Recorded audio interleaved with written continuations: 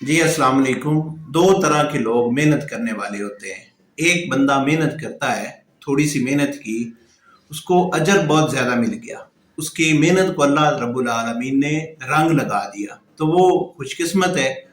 اور ایک بندہ ایسا بدبخت ہے جو محنت کرتا ہے صبح سے لے کے شام تک، اور جب شام اس کو اجر ملنے کا وقت ہوتا ہے تو اس کی محنت ضائع ہو جاتی ہے، اس کو اجر ہی نہیں ملتا۔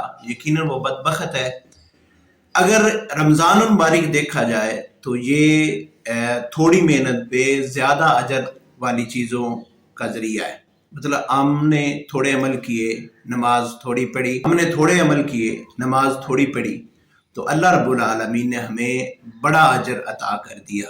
اللہ رب العالمین نے ہماری نیکیوں کو بڑھا چڑھا دیا۔ لیکن ایک بندہ ایسا بھی بدبخت ہے جو محنت کرتا ہے، مطلب روزہ رکھتا ہے، صبح اس نے روزہ رکھا، شام تک وہ بھوک پیاس برداشت کی۔ ابو داؤد شریف میں یہ حدیث ہے، نبی علیہ الصلوۃ والسلام فرماتے ہیں کہ اس کو کچھ بھی نہیں ملتا۔ اللہ اکبر! کیسا بدبخت بندہ ہوگا کہ جو بندہ روزہ رکھ کے حرام کام نہیں چھوڑتا، روزہ رکھ کے جھوٹ بولنا نہیں چھوڑتا، روزہ رکھ کے اپنی نظروں کی حفاظت، کانوں کی حفاظت نہیں کرتا، ہاتھ کی حفاظت، چگلی غیبت سے پرہیز نہیں کرتا، تو اس کو وہ یہ بھوک پیاس کے بغیر اور کچھ نہیں بچے گا۔